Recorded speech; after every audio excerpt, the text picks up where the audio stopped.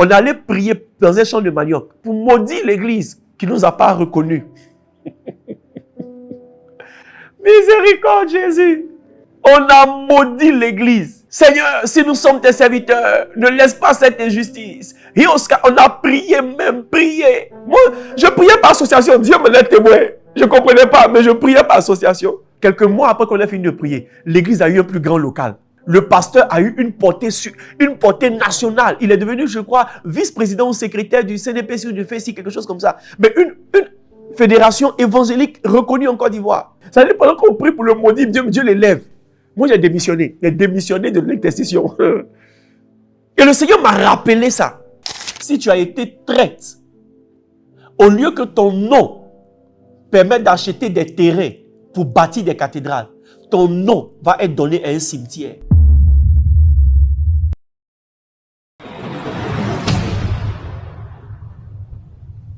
Shalom, quel bonheur de vous retrouver encore ce matin pour notre moment de partage dénommé Before Church. J'espère que vous êtes bénis par la série que nous avons commencée depuis quelques semaines maintenant. Et ma prière pour vous, c'est que vous soyez guéris, mais surtout bénis. Prions ensemble le Seigneur avant de rentrer, n'est-ce pas, dans notre partage de ce jour. Père, merci pour ta grâce. Merci pour le privilège que tu nous donnes de pouvoir partager encore sur les principes qui régissent la vie communautaire, la vie de l'Église. Mais surtout, Seigneur, les principes de ta parole. Nous te demandons au nom de Jésus de nous instruire, de nous parler. Que ce message atteigne, Seigneur, les personnes, que les cœurs soient visités, que les églises soient visitées et que tes serviteurs soient aidés au nom de Jésus. Amen. Alléluia. Alors, pendant ces 2 dernières semaines, et d'ailleurs même depuis l'entame de ce thème parlant de la guérison de l'Église, nous avons parlé d'une plaie douloureuse et qui est importante à découvrir, qui est la couronne d'épines ou les plaies de la tête. Je tiens à rappeler que les 7 plaies de l'Église ne sont rien d'autre que l'interprétation par révélation des souffrances qu'a connues le Seigneur Jésus ou de certaines souffrances qu'il a connues et qui ont une portée prophétique pour avertir l'Église et pour avertir les chrétiens sur éventuellement tout ce qui pourrait participer à tuer l'Église, à détruire l'Église, à fragiliser l'impact de l'Église. Et parlant des plaies de la tête, nous avons parlé de tout comportement qui peut fragiliser le leadership ou compromettre l'impact du leadership. Je prie pour vous au nom de Jésus-Christ, que vous compreniez ces choses. Les enseignements sont encore sur Facebook, maintenant sur YouTube, et je vous encourage à les écouter, à les réécouter, mais surtout à prier en fonction. Ce matin, je suis poussé par l'Esprit à vous parler de la flagellation, qui est la deuxième plaie de laquelle nous devons guérir en tant que chrétiens, la deuxième plaie que nous devons éviter à l'Église, et la deuxième plaie que nous devons prier, n'est-ce pas, pour voir l'Église, j'ai envie de dire, protégée d'elle. Et cette plaie, c'est la flagellation ou les coups dans le dos. Matthieu, le chapitre 27, le verset 26, il dit « Alors Pilate leur relâcha Barabbas, et après avoir fait battre de verges Jésus, il le livra pour être crucifié. » Il le livra pour être crucifié. Après l'avoir fait battre de verges. Alors, battre de verges, c'est flageller, n'est-ce pas? Et la flagellation ou les coups dans le dos prennent différentes significations ou prennent différentes interprétations. Et la première interprétation, c'est la traîtrise. Qui parle de traîtrise, naturellement, parle de déloyauté. Déloyauté. Vous savez, la division commence par l'introduction ou la validation subtile de la déloyauté dans une communauté. La division commence par la validation, par l'introduction subtile de la déloyauté dans une communauté. Et la Bible dit, un royaume divisé contre lui-même ne peut subsister. Si Satan veut détruire votre église, si Satan veut détruire une communauté, si Satan veut détruire un ministère béni, un ministère puissant, il suffit d'infiltrer dans cette église ce qu'il appelle sa 5e colonne. La déloyauté est un thème qui est traité avec une certaine expertise dans le livre Loyauté, déloyauté de Bishop Dag. Et je vous recommande d'ailleurs d'avoir ce livre qui est disponible dans les bibliothèques et dans le Macarios. C'est un livre vaccin, c'est un enseignement vaccin. Pourquoi? Parce que le projet de Satan contre l'Église n'a pas changé. Le projet de Satan contre le corps de Christ n'a pas changé. Diviser l'Église pour fragiliser l'Église et pour faire disparaître l'Église. De génération en génération, la plupart des grands ministères, des grandes communautés se sont vus fragilisés par cette attaque satanique subtile mais efficace qui est la traîtrise ou la déloyauté. Même Jésus a vu son ministère s'arrêter à cause de la trahison d'un seul. Un seul. Il suffit que Satan puisse manipuler une seule personne et toute l'Église et tout le système peut être mis en danger. Je prie pour toi que tu ne sois pas celui qui tient le fouet de la flagellation, que tu ne sois pas celui qui enlève le vêtement de Jésus pour exposer son dos. Qui parle de traîtrise, parle de déloyauté. La Bible enseigne que l'une des valeurs qui est demandée aux dispensateurs, c'est d'être trouvé fidèle, d'être trouvé loyaux. D'être trouvé comment? Fidèle et d'être trouvé loyaux. En fait, même, parler de loyauté et parler de fidélité, c'est parler de secret de l'unité ou parler d'un fruit de l'amour qui permet aux frères d'être agréablement et efficacement unis les uns aux autres. Le psaume 133 dit, il est doux et il est agréable pour les frères de demeurer ensemble. Une église dans laquelle s'est introduit la 5e colonne qui milite et qui travaille efficacement pour la division est une église qui ne connaîtra pas une bonne communion fraternelle, qui ne connaîtra pas naturellement l'unité qu'il faut pour pouvoir avoir l'impact qu'elle recherche. Et je prie vraiment pour nous que nous puissions être avertis ce matin et que nous puissions apprendre de Dieu ce qu'il faut éviter. Alors, je veux commencer par vous avertir que parler de la 5e colonne, parler des agents de déloyauté, parler de ceux qui peuvent éventuellement être ceux qui tiennent le fouet ou qui exposent le dos de Jésus, ce n'est pas parler des gens qui sont hors de l'église. Non. Toi qui m'écoutes ce matin, tu peux être celui que Satan va utiliser pour attaquer directement ton église, pour diviser l'église, pour fragiliser le système et pour exposer l'église à une grande humiliation et à une grande, j'ai envie de dire, une grande déception. Judas était l'un des 12. Judas était l'un des 12. Si Jésus n'avait pas donné la révélation pour dire au soir de sa vie, voici celui qui va me trahir, le comportement de Judas ne laissait pas présager qu'un jour, il allait trahir Jésus. N'ayez pas une trop grande opinion de vous-même. N'ayez pas une trop grande opinion de vos assurances. Parce que vous êtes un homme au cœur tortueux et vous pouvez changer.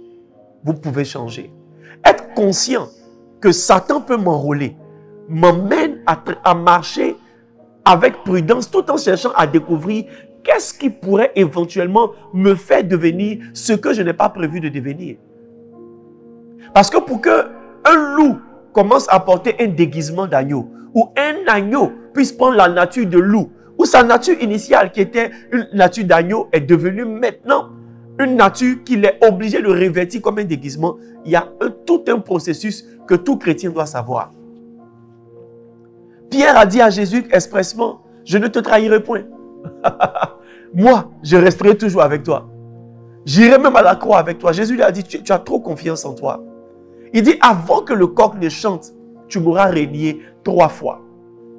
Avant que le coq ne chante, tu m'auras régné 3 fois. Souvent, la trahison, la traîtrise, la déloyauté interviennent à la veille d'une nouvelle saison. Le chant du coq était l'annonce prophétique de l'annonce d'une nouvelle saison. C'est comme le son de la trompette qui annonce une nouvelle saison. Lorsque Dieu veut faire rentrer une église, un ministère, un serviteur de Dieu dans une nouvelle saison, l'une des attaques les plus prisées par Satan, c'est de pouvoir le fragiliser par la déloyauté. Par des gens sur qui il s'appuyait, mais qui se sont détournés de lui.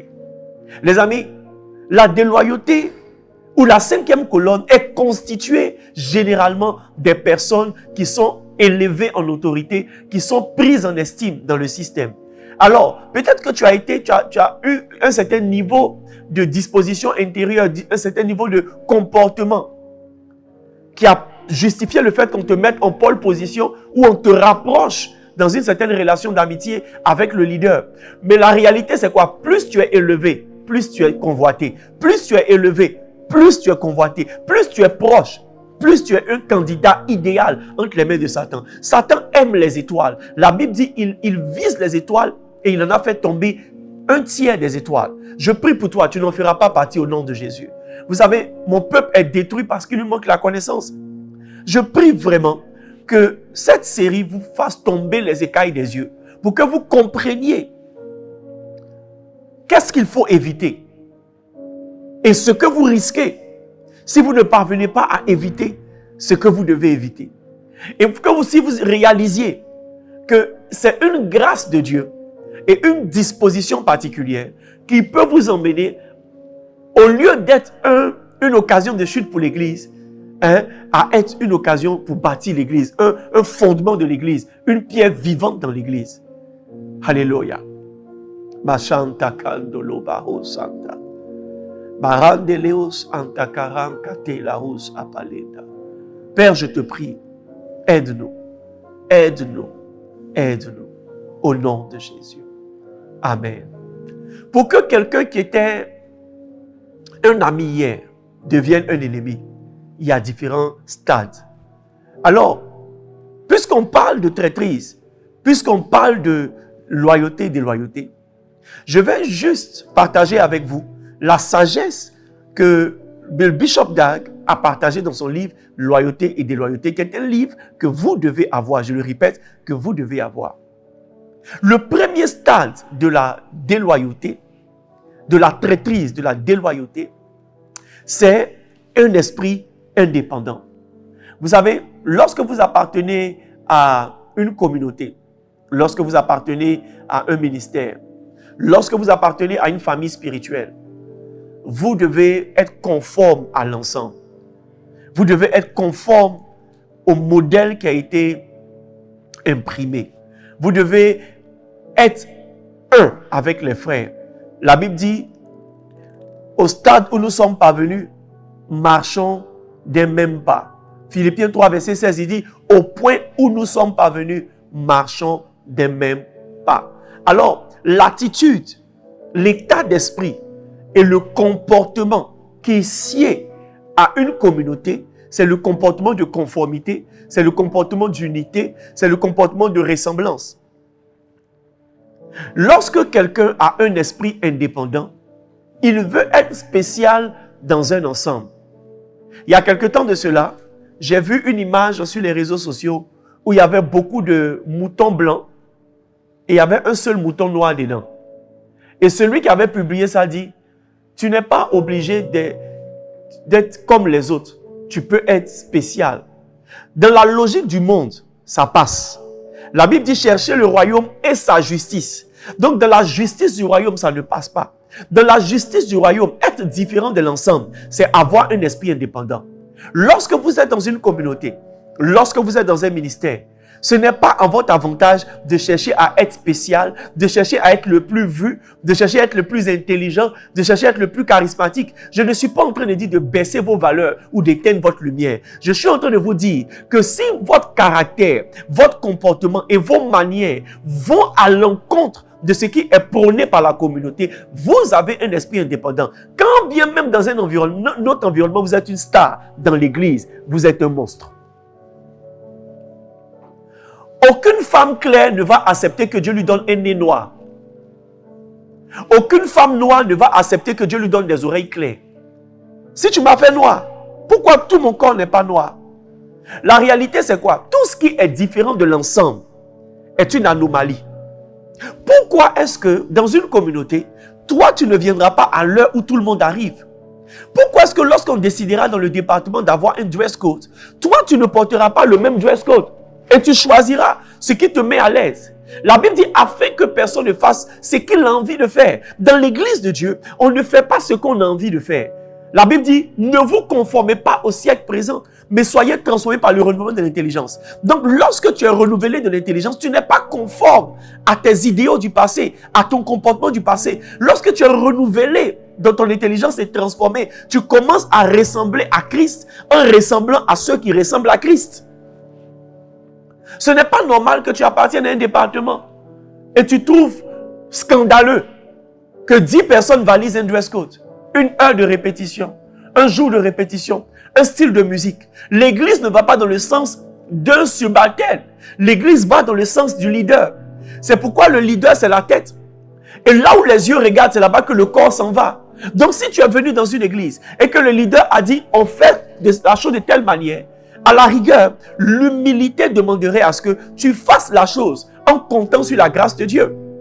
Maintenant, si tu ne te sens pas à l'aise avec la consigne de l'ensemble, ne reste pas. La position des gens qui ont un esprit indépendant, c'est hors de l'église, pas dans l'église.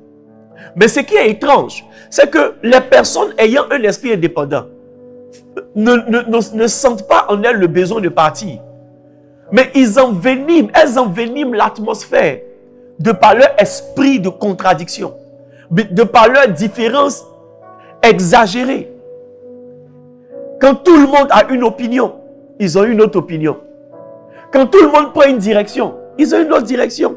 Quand tout le monde prend un rythme, ils ont un autre rythme. J'ai vu dans beaucoup d'églises des gens qui ne se conforment pas. On dira aujourd'hui, comme c'est la fête des mères, on portera telle couleur. Et ce n'est pas parce qu'elle n'a pas reçu l'information. Elle a reçu l'information. Mais jusqu'à dire, ce n'est pas son style. Bien-aimés frères et sœurs, tu as un esprit indépendant. Est-ce que tu viens à l'heure? Est-ce qu'on peut te donner une heure de rassemblement et une heure de fin? Et tu vas t'aligner à l'heure de rassemblement, au lieu de rassemblement et à l'heure de fin qui est imposée à tout le monde. Est-ce qu'on peut t'imposer une certaine manière de faire et tu vas t'y conformer? Si tu n'as pas ce sentiment et si tu n'as pas ce zèle, alors tu as un esprit indépendant. Naturellement, lorsque vous avez un esprit indépendant, lorsque vous avez du mal à vous fondre dans la masse, la conséquence logique, c'est que vous soyez offensé. Et c'est le deuxième stade de la déloyauté, l'offense. Les barbelés électriques ne sont pas contre ceux qui vivent dans la maison. Mais lorsque toi qui vis dans la maison, au lieu de sortir par la porte, tu sors par la clôture, que ça t'a secoué, ne te plains pas que ton père ne t'aime pas. Ne te plains pas que ta mère ne t'aime pas. Ne te plains pas que le vigile a quelque chose contre toi.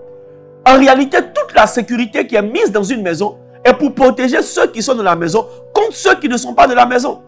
Lorsque vous avez un esprit indépendant et que vous faites les choses comme les gens du dehors, naturellement vous serez offensé. Parce que ce qui n'est pas censé vous offenser va vous offenser. Méfiez-vous des personnes qui sont susceptibles et facilement offensables. Laissez-moi vous dire quelque chose en ce qui concerne l'offense. Ce n'est pas parce que vous êtes offensé que vous avez raison. Ce n'est pas parce que vous êtes offensé que vous avez raison. Vous pouvez être offensé même lorsque vous avez tort. Je me souviens d'une histoire que le bishop Dag a racontée. Il disait qu'il y a un criminel qui a été mis en prison et la procureure ou la juge, n'est-ce pas, qui a décidé de son sort, qui a scellé son sort. En allant en prison, ce dernier lui a dit, je vais revenir et je vais me venger. C'était effectivement un criminel. Il était vraiment coupable des faits qui lui étaient reprochés. Mais vous savez quoi? Lorsqu'il est sorti de prison,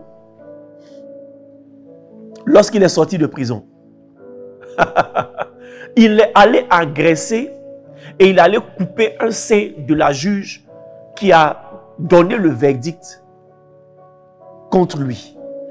Il avait tort, mais il était offensé qu'on le mette en prison. Et c'est comme ça que beaucoup de chrétiens sont. Beaucoup de membres de nos églises sont offensés parce que tu vois, tu as pris une direction qui est sanctionnable. Tu as eu un comportement qui est sanctionnable. Tu as eu un comportement et on doit te réprimander. On doit te corriger. Mais tu estimes que la correction ne te sied pas. Les amis, lorsque vous n'êtes pas transformé par le renouvellement de l'intelligence, il vous sera difficile d'accepter la correction, d'accepter votre tort et la correction que cela, implique ou impose, d'accepter aussi que les gens par erreur vous offensent. Les amis, partout où il y a des hommes, il y a l'offense. L'une des choses que tu vas rencontrer, que vous allez rencontrer partout où il y a des hommes, c'est l'offense. Et les raisons de l'offense sont multiples. Mais peu importe la raison pour laquelle tu es offensé, que tu aies raison ou que tu aies tort, Jésus a dit dans la prière qu'il nous enseignait en Matthieu le chapitre 6, il dit, ne nous soumets pas à l'attente. Il dit, pardonne-nous nos offenses, comme nous pardonnons aussi à ceux qui nous ont offensés. Ce que vous devez à ceux qui vont vous offenser, à tort ou à raison, c'est le pardon. Pourquoi? Parce que si vous ne pardonnez pas les offenses des autres, vos offenses ne vous seront pas pardonnées. Et Jésus n'a pas dit priez pour ne pas être offensé. Il a dit vous serez offensé, mais pardonnez. Lorsque quelqu'un t'offense, ce que tu lui dois, c'est de lui pardonner. Mais il ne te doit pas des excuses. La logique humaine veut que lorsque quelqu'un t'offense, tant qu'il ne t'a pas présenté des excuses, tu ne lui pardonnes pas.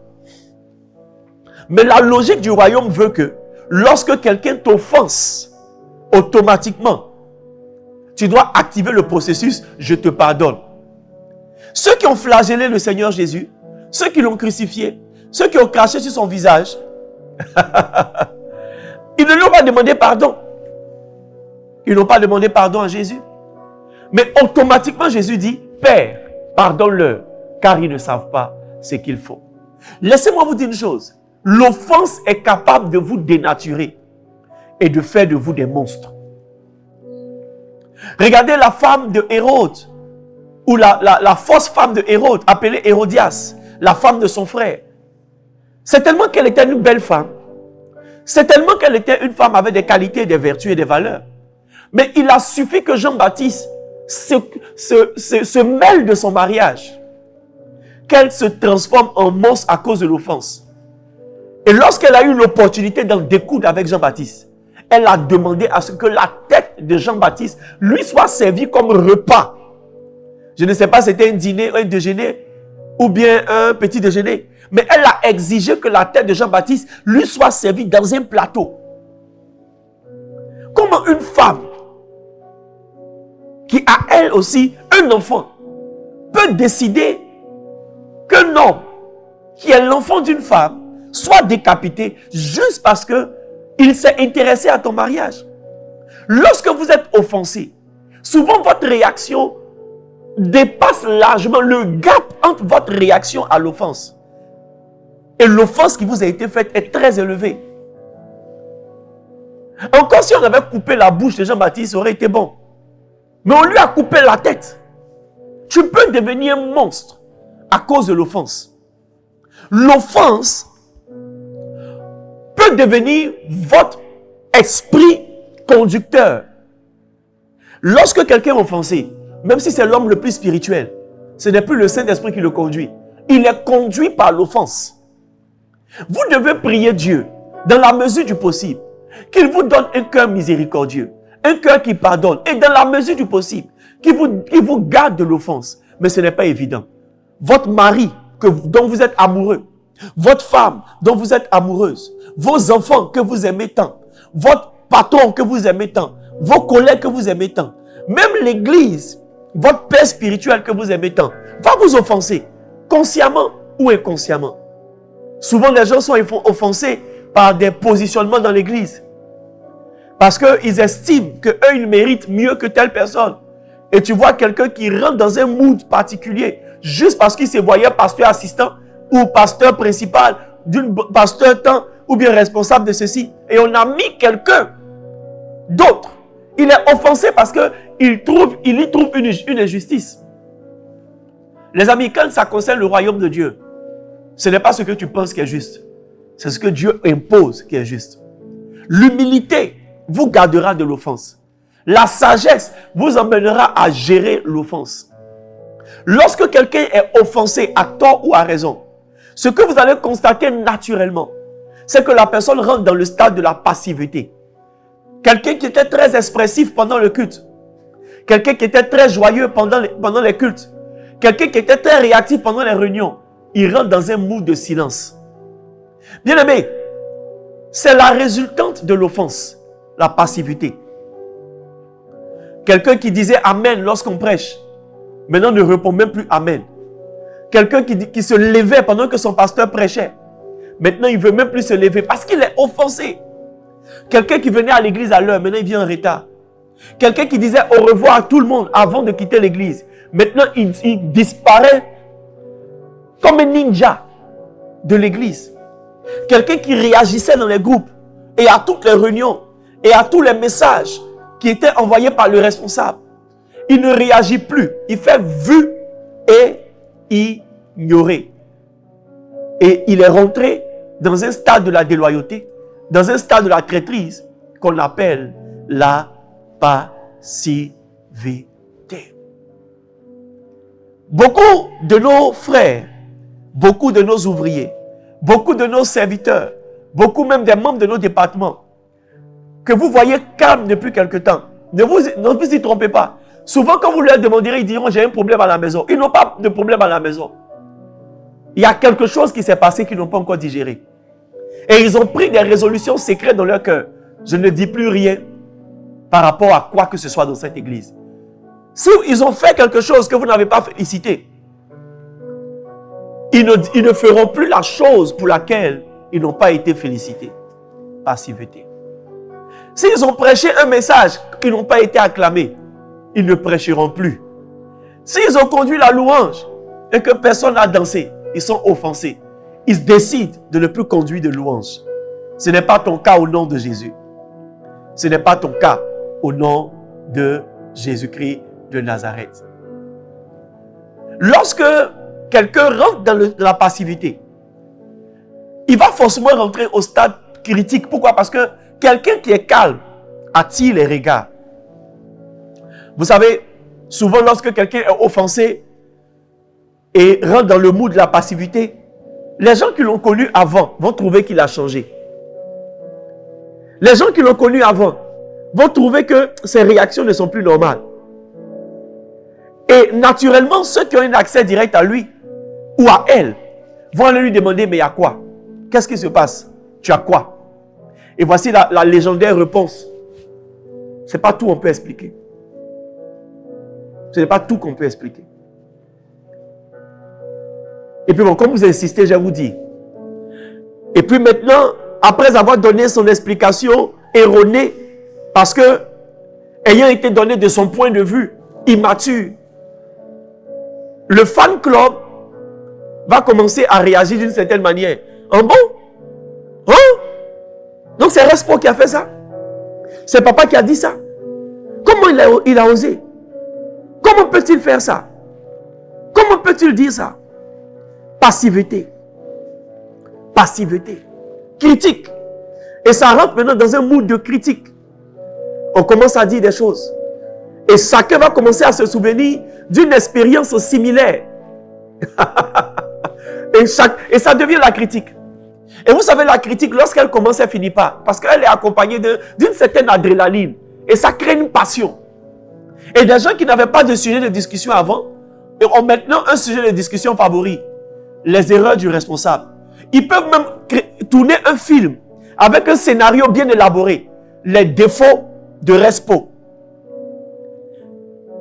Les défauts de respo. Les dégamages de padré. L'hypocrisie de mamie. Et pendant des jours et des jours. Et tu vois, la critique n'est pas seulement ce qu'ils disent dans la bouche. Même leurs yeux critiquent. La plupart des personnes qui ont l'art de lorgner sont des gens qui critiquent à l'intérieur d'elles-mêmes.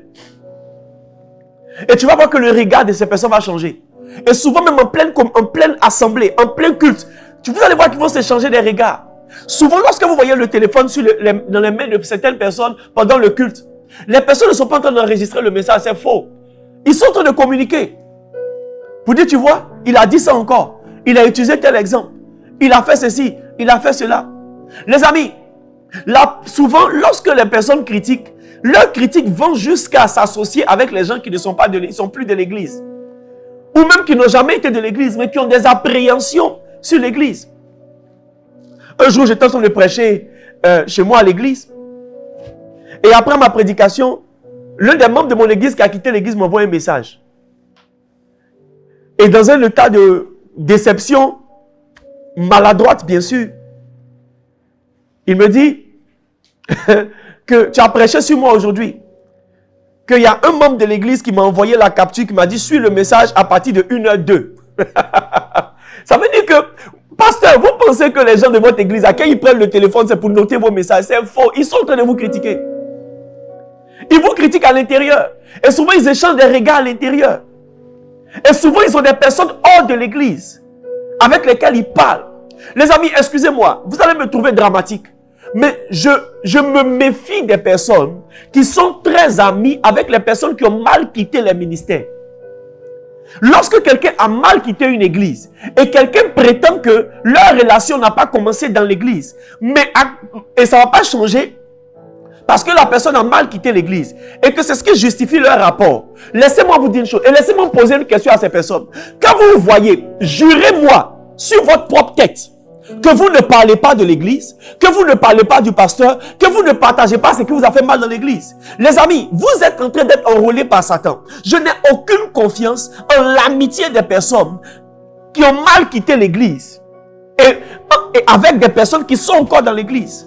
Bishop Dag dit c'est un signe dangereux de comprendre la déloyauté.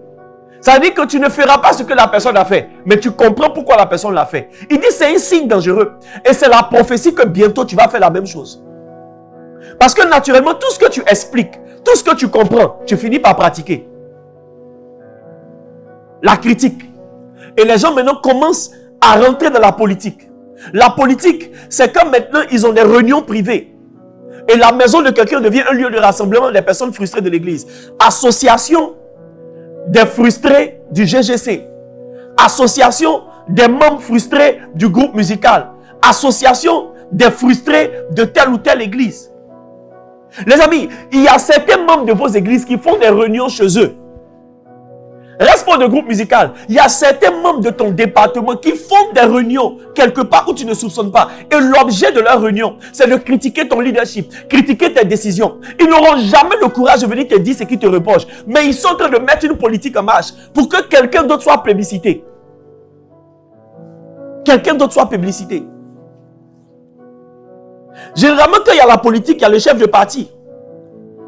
Et vous allez toujours voir que dans les partis politiques, il y a la victime qui devient président. La victime devient le président du parti politique.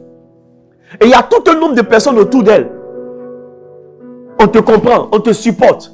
Vous savez, les gens n'ont pas besoin de dire ça. Mais leur attitude montre qu'ils ne sont pas avec le leader qui a pris telle ou telle décision par sagesse. Mais ils sont avec celui qui pleure. Et quand tu vas leur demander, ils vont dire non. Je veux le consoler. Le problème, c'est quoi? Tu es dans un parti politique. Souvent, lorsqu'on frappe un enfant, la garantie que la correction est passée, c'est qu'on ne le console pas systématiquement pendant qu'il est en train de pleurer. On doit le laisser pleurer pendant des heures. Et c'est après, maintenant, on vient lui dire, ok, quelles sont les leçons que tu as tirées? Mais tu n'es pas en train de le consoler quand tu es en train de lui dire, je te comprends. Je te comprends. Les amis, La Bible déclare que lorsque les gens ont vu que David avait beaucoup de victoires et que le cœur de Saül, d'une manière subtile, avait commencé à se détourner de David, ils ont commencé à se mettre autour de lui. Et même les femmes ont commencé à chanter. David en a tué 10 000. Saül en a tué 1000. Les amis, lorsque la politique est créée, il y a la séduction qui apparaît. Il y a la séduction qui apparaît. Laissez-moi vous dire une chose. La séduction, c'est lorsqu'on commence à chanter vos louanges. On chante vos louanges. Ah, quand toi tu prêches, on sent l'onction. Depuis quelque temps, quand papa prêche, on ne sent pas l'onction. Mais toi, quand tu prêches, on sent même que Dieu quitte le ciel pour descendre sur la terre. Quand toi tu chantes, on a envie de danser. Mais quand Respo chante, on ne sent plus l'envie de danser. David en a tué 10 000. Saül 1000. Et la politique rentre dans la séduction. Et lorsque quelqu'un est séduit par son fan club, séduit par les gens qui, au lieu de te donner des conseils de sagesse, t'encouragent dans la bêtise, facilement, la drogue de la rébellion rentre dans ton esprit. Et vous verrez des personnes qui étaient naturellement calmes, qui se sentent maintenant pousser des ailes et commencent à rentrer dans une contestation ouverte. Contestation ouverte. Au départ, il a dit, il ne parle plus. Au départ, il a dit, il ne réagit plus à rien. Maintenant, en pleine réunion, il dit, je ne suis pas d'accord. Jusqu'à quand cette injustice va continuer dans cette église? Assez. Assez. Assez. Que les singes travaillent et que les babouins mangent. Assez qu'il y ait une seule personne qui soit vue dans l'église. Assez qu'il y ait une seule personne qui lead dans le groupe musical. Assez qu'il y ait un seul pasteur assistant au nombre des pasteurs assistants qui soit programmé pour la direction. Assez. Trop d'injustice. Trop d'injustice. Assez que ce soit les livres de papa qui soient vendus dans la bibliothèque. Assez que ce soit les CD de papa qui soient mis à disposition, les enseignements du pasteur qui soient mis dans le groupe Telegram de l'église. Assez. Nous aussi, on a besoin de s'exprimer. Nous aussi, Dieu nous a oint. Dieu nous a appelés. Et lorsque les gens rentrent dans la rébellion ouverte, ils commencent à exprimer et à enrôler des personnes. Et vous verrez des personnes qui étaient très attachées au leader, mais très naïves, qui se détachent et qui se lèvent. Vous savez, encore, pour le chef de parti politique, pour le chef de gang, pour le chef de gang, sa rébellion est ouverte. Mais il y a d'autres en dessous. Leur rébellion est très subtile. Vous savez, la rébellion, c'est quand on te dit de venir à une réunion et tu décides que tu ne viens pas, mais tu ne préviens pas que tu ne viens pas. Et tu fermes ton téléphone. Tu fermes ton téléphone parce que tu sais qu'ils vont t'appeler. Tu ne demandes pas la permission, tu ne préviens pas, tu fermes ton téléphone. Ou bien tu bloques tous ceux de ton département. Et tu ouvres juste le lendemain. Parce que tu as décidé que tu es tellement offensé, tellement frustré, tellement soutenu par le Saint-Esprit dans ton idiotie apostolique que tu vas te fermer de l'église. Si ma femme voit cette partie, je suis foutu. De ton idiotie apostolique que tu as le droit et le devoir de te fermer. Maintenant, tu es devenu un mystère vivant. C'est la rébellion. Donc, s'il y a la rébellion ouverte, il y a la rébellion subtile. La rébellion subtile, c'est quand le pasteur t'appelle et tu ne décroches pas et tu ne rappelles pas. C'est quand le pasteur t'envoie un message, tu vois, mais tu ne réponds pas. C'est lorsqu'on décide qu'on va évangéliser et toi, tu ne te joins pas au programme. C'est lorsque le pasteur te dit, on a croisade dans tel ou tel endroit, tous les membres doivent être là-bas, les pasteurs doivent être là-bas, les chantres doivent être là-bas, le staff doit être là-bas. Et tu sais en toute âme et conscience que tu ne viendras pas. Et tu ne viendras pas. Et tu ne cligneras même pas des yeux. Tu ne donneras même pas signe de vie. Et quand tes esprits t'auront lâché, maintenant tu vas réapparaître et inventer que ta grand-mère s'est suicidée, après elle est ressuscitée, et donc tu allais célébrer sa résurrection. Souvent les gens prennent les pasteurs des églises comme des enfants. Les gens prennent les leaders des départements comme des enfants. Et ils prennent l'église comme si on les avait forcés à être là. Mon ami, tu n'es plus content d'être là. Tu n'es plus fusionnel avec l'ensemble. Dégage. Parce que je crois que depuis le stade de l'esprit indépendant, le Saint-Esprit a commencé à te donner des conseils. Donc si même le Saint-Esprit t'a pas donné le conseil, tu es passé de l'esprit indépendant à la passivité, de la passivité à la critique, de la critique à la politique, de la politique à la séduction. Si le Saint-Esprit t'a donné tous ces conseils et que tu n'as pas pu écouter, ne nous fatigue pas, ne nous fais pas te supporter alors qu'on doit mettre nos énergies ensemble pour faire le travail. On ne doit pas te supporter. Si tu sens que tu n'aimes plus le pasteur, tu ne crois plus en lui, tu n'aimes plus ton département, tu ne crois plus dans tes frères, tu n'aimes plus l'église, dégage. Dégage. Judas, tu sais que tu ne crois plus en Jésus. Tu as été offensé parce que au lieu de te donner les transferts d'argent pour le parfum de Marie de Magdala, on a gaspillé ça sur les pieds de Jésus. Mais tu n'aimes plus Jésus. Il faut dégager. Pourquoi tu vas le tuer? Pourquoi tu vas le vendre? Tu aurais dû dégager Judas. Tu aurais dû dégager. Mais le plan du diable n'était pas que Judas dégage. Le plan du diable, c'était que l'atmosphère que Judas transportait maintenant contamine, détruise et fragilise l'église. Toutes les personnes offensées, toutes les personnes qui sont rentrées dans la rébellion, qui n'aiment plus l'église, c'est comme si elles sont naturellement attirées maintenant vers l'église. Étrangement, tu n'es pas content mais tu es là. Tu n'es pas content mais on doit te sentir. Pourquoi? Tu es en train de servir Satan. Pourquoi? Parce que le diable sait que hors de la sauce, on ne peut pas sentir que tu es pourri.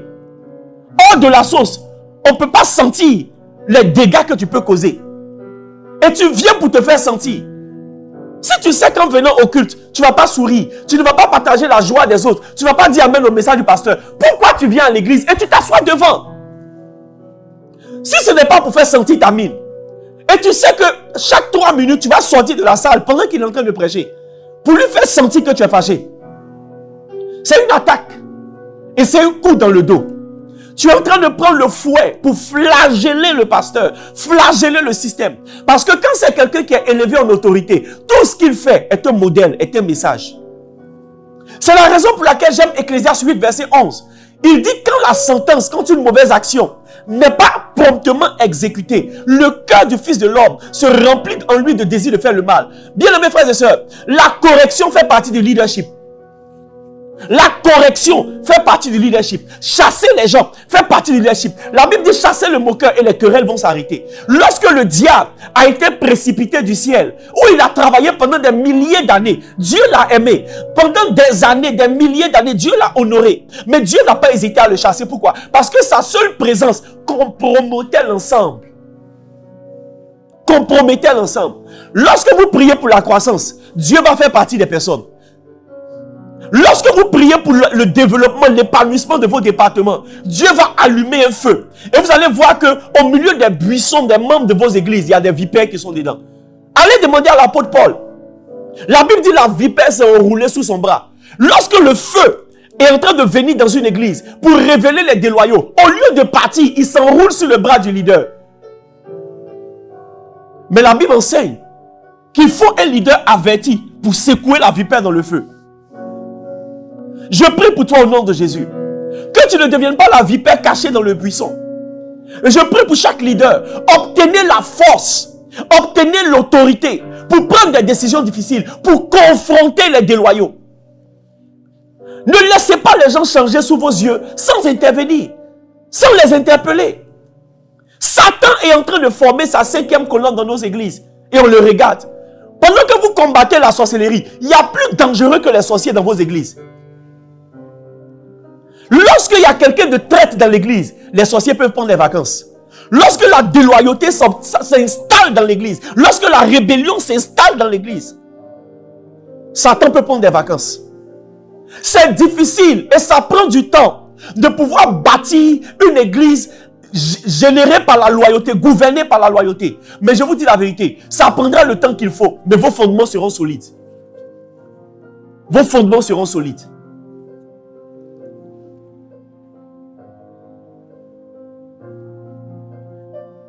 Lorsque la rébellion maintenant est manifestée, c'est là maintenant que Dieu rentre en scène. Et c'est le dernier stade de la déloyauté parce que la fin de tout déloyau, c'est la mort, c'est l'exécution, c'est l'humiliation, c'est l'exposition. Souvent l'exécution, c'est l'expulsion de la personne. Souvent l'exécution, c'est la malédiction qui frappe la personne. Souvent l'exécution, c'est une maladie étrange qui frappe les personnes. Souvent l'exécution, c'est expulser les personnes de l'église. Je vais vous dire quelque chose. Et ce sera ma conclusion. Lorsque vous lisez Apocalypse, Apocalypse dit, malheur à toi terre. Il dit, réjouis-toi ciel. Et il dit, malheur à toi terre. Parce que le diable est descendu vers toi animé d'une ardente colère. Mais quand Jésus parle, le même Jésus qui parlait en Apocalypse, vient parler encore en Luc 10. Il dit, je voyais Satan tomber du ciel comme un éclair. Souvent, quand vous lisez, comparez les deux passages, comment quelqu'un qui est tombé, on dit il est descendu? La réalité c'est quoi? C'est que lorsque Dieu exécute quelqu'un, si tu ne le regardes pas avec l'œil de Dieu, tu crois qu'il a amorcé une autre phase de la vie. Il a été exclu de quelque part. C'est comme un chat. Satan est comme un chat. Lorsque tu le lances même avec violence, il finit par retomber sur ses pieds. Mais ce n'est pas parce qu'il est retombé sur ses pattes qu'il est descendu. Il est tombé. Il est tombé. Beaucoup sont exécutés en étant exclus d'un certain niveau de ministère. Souvent même le désir qui monte dans leur cœur de quitter brutalement une église, c'est l'exécution. Parce que Dieu ne les veut plus dans cet environnement. C'est vrai que tout pasteur souffre de certains départs. Mais les amis, il y a des gens qui doivent vous quitter pour que votre ministère puisse avoir la stabilité qu'il faut. Dieu, dans sa souveraineté, avait vu que Isaac ne pouvait pas naître en présence de Lot. Qu'est-ce que ça allait engendrer? On ne sait pas encore. Mais Dieu a combattu la présence de Lot auprès comment dirais-je, d'Abraham, en préparant la venue de Isaac. Je suis en train de dire à quelqu'un, je ne dis pas chasser à tout vent, parce que aussi, tout pasteur qui est toujours prompt à corriger, à chasser, il a un problème émotionnel. Essayez de sauver, et après, sous instruction du Saint-Esprit, prenez les décisions qui vont avec. Il y a des gens, par exemple, qui doivent expérimenter ce genre de choses et revenir après. Jésus a dit à Pierre, quand tu seras converti, Satan t'a réclamé pour te cribler, mais j'ai prié pour toi, afin que ta foi ne défaille point. Quand tu seras converti, affermis tes frères, affermis-les. Donc il y a des gens qui peuvent rentrer dans ces différentes étapes et se ressaisir. Mon frère, toi qui es déjà dans ces étapes, c'est le moment pour toi de te ressaisir. Tu n'as pas encore atteint le stade de l'exécution. Et même si tu as atteint l'exécution, tu n'es pas encore mort. La miséricorde de Dieu est sans fin. Ne laisse pas le processus continuer jusqu'à ce que Dieu lui-même dise à Samuel, je t'ai rejeté. J'ai rejeté Saül. Laisse-le. J'ai rejeté Saül. Va où est David? Parce que, écoutez-moi très bien. Là où il y a des Saül récalcitrants, il y a des David en préparation. Là où il y a des Saül récalcitrants, il y a des David en préparation. Dieu a toujours un reste. Dieu a toujours un stock. Ne cours pas le risque de vivre comme si tu méritais tout. Même Paul, qui a un ministère que nous tous on envie, il dit, je n'ai pas encore saisi Christ. Ne cours pas le risque de te berner toi-même. Je prêche ce thème avec passion, donc les mots disparaissent. De te berner toi-même. De te beurrer les yeux, de te faire croire que tu as une intimité avec Dieu. Écoutez, la Bible dit l'amitié de l'Éternel est pour ceux qui le craignent et son alliance leur donne l'instruction. Toute personne déloyale ne craint pas Dieu, peu importe la formule que tu donnes à ta déloyauté. La manière dont tu as quitté ton pasteur, le mal que tu as fait à l'église, tu penses que ce qui va compenser ça, c'est d'aller prêcher dans d'autres églises? C'est organiser des veilles de prière? Non, le même Dieu qui t'avait planté là-bas et que tu as heurté en frustrant son serviteur, c'est le même Dieu que tu dis que tu es en train de servir. Tu es en train de mentir à qui? À toi-même. Les déloyaux n'ont pas d'avenir pour le ministère. Les déloyaux n'ont pas d'avenir dans le ministère. Laissez-moi vous dire ça. Les déloyaux n'ont pas d'avenir dans le ministère. La Bible dit, si tu n'es pas fidèle à ce qui appartient à autrui, il ne sera pas donné pour toi. Il ne te sera pas donné pour toi. Yes. Si tu n'es pas fidèle à ce qui appartient à autrui, pour toi, il ne te sera pas donné. Comment tu peux gâter ce qui est à autrui? Prends les fidèles d'une église. Prends les membres du département parce que tu avais une aura particulière et donc ils se sont attachés à toi. Et les fais sortir de l'église pour les faire pour toi. On ne fait pas ça. Même lorsque André et Jean devaient quitter Jean-Baptiste, ils sont allés prendre la bénédiction de Jean-Baptiste. Lisez la Bible. Lisez la Bible.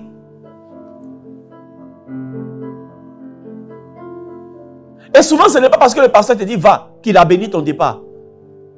Vous savez, la Bible dit Abraham partit comme Dieu lui avait dit. Genèse 12, verset 4.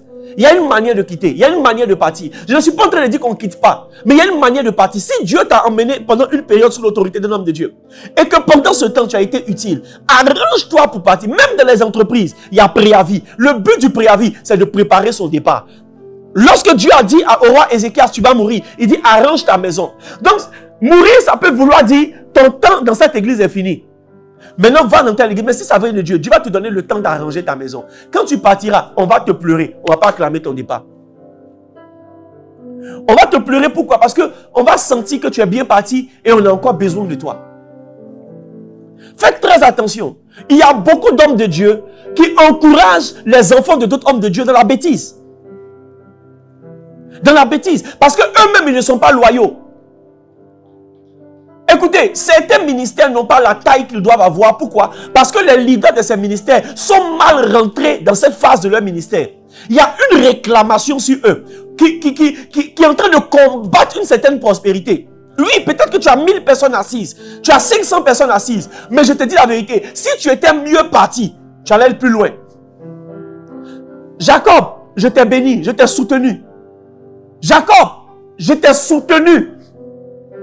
Mais au moment où tu as résolu dans ton cœur d'aller te réconcilier avec Ésaü, c'est moi qui ai mis ça dans ton cœur. Parce que ta manière de quitter Ésaü engageait une réclamation éternelle sur ta vie. C'est à partir du moment où Jacob a résolu de venir se réconcilier avec son pasteur, son aîné, son père spirituel, Ésaü, que Dieu s'est révélé à lui sur le chemin. Et il a changé son nom. Ah donc, mais attends Dieu, tu ne pourrais pas changer mon nom le jour où tu m'as montré l'échelle. Mais pourquoi tu attends que mon cœur revienne vers Ésaü? Parce que la Bible enseigne qu'il ramène le cœur des pères vers les fils et le cœur des fils vers les pères. Il y a des principes de Dieu, on ne peut pas jouer avec. Le pasteur que tu as laissé dans Goumet, tu l'as laissé dans les problèmes. C'est vrai que Dieu t'a soutenu à cause de sa grâce. Si tu veux récupérer le ciel de ton ministère, va te mettre à genoux devant lui. Et va lui dire, papa, j'ai péché contre le ciel et contre toi. C'est vrai que j'ai une église aujourd'hui, c'est vrai, mais tu me manques. Ta bénédiction me manque, ta couverture me manque. Je te demande pardon. Tout père spirituel et rempli du Saint-Esprit va prier pour toi. Et tu auras ouvert une porte à l'onction qui t'a fait naître dans ton propre ministère. Et ça va garantir la sécurité. Laissez-moi vous rendre 2 témoignages. Je n'avais pas prévu être long dans cet enseignement. Malheureusement, il y a tellement de choses à dire. Un homme de Dieu ici en Côte d'Ivoire avait ses fils spirituels. Et parmi ses fils spirituels, il y a un qui était très récalcitrant. Et ce fils spirituel était tellement bandit que ce père spirituel souvent le lapidait avec sa babouche. Donc en pleine réunion, tu peux voir que le père enlevait ses souliers puis il a lapidé son fils. Souvent aussi, il lui donnait des jeunes pères de gifles et des cocotas. Naturellement, tout père spirituel est un éducateur. Moi, je sens que je vais acheter des fouets pour mes gars. Il faut qu'on retourne à l'armée du Seigneur. Trop de bébés gâtés dans nos églises. Et vous savez quoi? Par la force des choses et la force des circonstances, ce fils spirituel est allé commencer son propre ministère. Et un jour, il est venu pleurer sur les pieds de son papa. Il dit, ah papa, je ne comprends pas, mes enfants là sont tout récalcitrants. Qu'avant-hier même, j'ai frappé un. Et son père spirituel l'a regardé, lui a dit, ce que tu sèmes, tu finis par moissonner. Tu as semé le même comportement dans mon ministère. Tu vas moissonner dans ton ministère. Et le deuxième témoignage, c'est un témoignage personnel à moi. Vous savez, lorsque je faisais mes premiers pas dans le ministère, avec la création des cellules, l'organisation des programmes et autres, et la création de certains mouvements de réveil, j'avais constaté quelque chose. J'avais constaté que je peux atteindre un certain niveau, et puis après, tout se détruit et tout reprend. Et ce n'est pas que j'ai fait quelque chose, non. Mais c'était des cycles. Et j'étais en train de prier le Seigneur pour ça. Et vous savez ce que le Seigneur m'a rappelé? Je ne connaissais pas encore la sagesse de Bishop Dag sur la loyauté et la déloyauté. Et les principes dont je suis en train de parler avec vous aujourd'hui. Et le Seigneur m'a rappelé que lorsque j'étais dans la première église évangélique que j'ai côtoyée après avoir quitté l'église romaine pour parler comme le pasteur Yannick Jati. Lorsque j'étais dans cette église, j'étais là-bas à cause d'un frère à moi, un cousin, un mentor, qui a été frustré par le système. Et donc, puisque c'est lui qui m'a fait rentrer, et par solidarité, je ne dirais pas par loyauté, mais par solidarité, moi aussi j'ai quitté définitivement l'église. Mais le pasteur m'aimait bien. Et mon cousin en question, mon mentor en question, est parti parce que le pasteur disait que tu ne peux pas être un serviteur sérieux et tu as une petite Bible 8 secondes. Donc il lui fallait des Bibles d'études. C'est un conseil de paix. Quand tu analyses avec du recul, c'était un conseil de paix. De nouvelles personnes sont venues dans l'église et ils ont commencé à prendre des positions. Et mon frère en question se voyait vraiment être le bras droit du pasteur parce qu'il a été quand même au cœur de beaucoup de batailles. Mais je vous disais tantôt que le positionnement dans l'église, ça vient de Dieu. Et il y a des paramètres qu'on ne voit pas. Dans l'église, on ne positionne pas celui qui travaille beaucoup. On positionne celui qu'on sent loyal. Et mon cousin, mon mentor s'est fâché. Paf, on a quitté l'église. Et lui et moi, et sa fiancée dans le temps, c'est lui qui a décidé, c'est lui le chef d'orchestre. S'il voit cette vidéo, il va se fâcher, mais j'ai un devoir de transparence. On allait prier dans un champ de manioc pour maudire l'église qui ne nous a pas reconnus. Miséricorde, Jésus. On a maudit l'église. Seigneur, si nous sommes tes serviteurs, ne laisse pas cette injustice. Et on a prié, même prié. Moi, je priais par association. Dieu me l'est témoin. Je ne comprenais pas, mais je priais par association. Saint-Esprit de Dieu. Et on a fini de prier. Vous savez, quelques mois après qu'on a fini de prier, l'église a eu un plus grand local. Le pasteur a eu une portée nationale. Il est devenu, je crois, vice-président ou secrétaire du CNPC ou du FESI, quelque chose comme ça. Mais une fédération évangélique reconnue en Côte d'Ivoire. Ça veut dire pendant qu'on prie pour le maudit, Dieu l'élève. Moi, j'ai démissionné. J'ai démissionné de l'intercession. Et le Seigneur m'a rappelé ça. Et vous savez quoi? Pendant des jours, j'ai prié le Seigneur pour demander pardon au Seigneur. Je vous promets, je ne savais pas ce qu'on appelait loyauté, déloyauté. Je ne connaissais pas ce qu'on appelait la flagellation ou même le principe de quoi? Je ne sais pas, de l'honneur. Tout ça, je ne connaissais pas. Je faisais mes premiers pas dans une autre phase du ministère. Les amis, je demandais pardon à Dieu. Et le Seigneur m'a fait comprendre que si je n'étais pas pardonné, si je ne résolvais pas ça, je n'allais pas atteindre cet stade dans le ministère. Les amis, Dieu m'a aimé, Dieu m'a aidé. Après m'avoir donné le conseil, après m'avoir vu prier par obéissance, jeûner même. Un jour, je vais à Yopougon, parce que l'église était à Yopougon. Et je vais rendre visite à une famille que j'encadrais dans le temps là-bas. Et je suis poussé à prendre un raccourci que je n'ai pas l'habitude de prendre. Je passe dans le raccourci et devinez qui je vois? Le pasteur en question. Et c'est lui qui m'appelle. Il dit, fiston, mais ça fait longtemps que tu es où maintenant? Viens me voir. Et on est monté dans son appartement. On a passé un moment convivial. Pour moi, c'était le signe. Je n'ai pas eu l'audace de lui dire, papa, pardonne-moi parce que j'ai maudit ton église. C'est un bêté, il n'allait pas comprendre, il allait me frapper là. On ne sait jamais. Vous savez, le Saint-Esprit ne mouillait pas certains caractères. Donc, j'étais content. Quand je descendais là, j'ai dit merci Seigneur de m'avoir pardonné. Les amis, depuis lors, mon ministère a passé son temps à progresser. Mon mentor en question, jusqu'à aujourd'hui, n'a pas d'église. Il fait une église à se faire. Il fait une église à se faire. Il fait une église à se faire. Les amis, ne jouez pas avec la loyauté. Si tu as été traître, au lieu que ton nom permette d'acheter des terrains pour bâtir des cathédrales, ton nom va être donné à un cimetière. Au lieu que ton héritage spirituel permette de bâtir des vies, ton héritage spirituel sera le témoignage de l'enterrement des gens. La Bible déclare que l'argent de Judas a été pris pour acheter le terrain où il s'est suicidé. Et c'est devenu un cimetière. Pendant que certains cherchent le manteau des hommes de Dieu pour prospérer dans le ministère, le manteau de Judas, c'est marqué la fin des ministères. Il n'y a aucun déloyal qui aura une certaine portée dans le ministère. Ne soyez pas des traîtres, même humainement parlant. Humainement parlant. Dans vos relations au travail, dans vos relations en entreprise, dans vos relations amicales, n'acceptez pas de devenir le traître.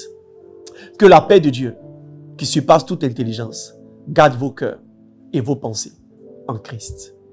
Je prie pour vous de tout mon cœur. Et je veux que vous mettiez en commentaire, par la miséricorde de Dieu, je ne serai jamais un traître. Je ne serai jamais un traître. Et je veux donner un conseil à mes frères qui ont pris le mauvais chemin. Répentez-vous. Répentez-vous. Vous n'avez pas raison. Vous avez des raisons, c'est vrai, mais vous n'avez pas raison. Vous avez des arguments, c'est vrai, mais vous n'avez pas raison. Ne laissez pas Satan pervertir votre cœur. Ne laissez pas Satan pervertir vos connexions de destinée. Ne permettez pas à Satan de vous déraciner d'un endroit où vous avez été amoureusement planté par Jésus. De vous enlever d'une couverture que Dieu vous a donnée. Que Dieu vous a donnée pour aller vers des couvertures que vous-même vous avez choisies. Que Dieu vous aide. Que Dieu vous bénisse. Père, aide-nous. Aide-nous. Aide-nous. Aide-nous. Aide-nous. Aide-nous. Aide-nous. Aide-nous. Aide-nous. Aide-nous. Au nom de Jésus. Les amis, j'aurai de la peine que plusieurs d'entre vous ne vous laissiez pas avertir par ces enseignements. Le diable peut te faire disparaître. Où sont passés le tiers des étoiles? Où sont passés le tiers des étoiles? Le diable peut te faire disparaître alors que tu étais censé briller dans une belle constellation. Rendez-vous jeudi pour la suite de notre point sur la flagellation ou les coups dans le dos. Partagez, likez, commentez et surtout, soyez amoureux de Jésus. Shalom.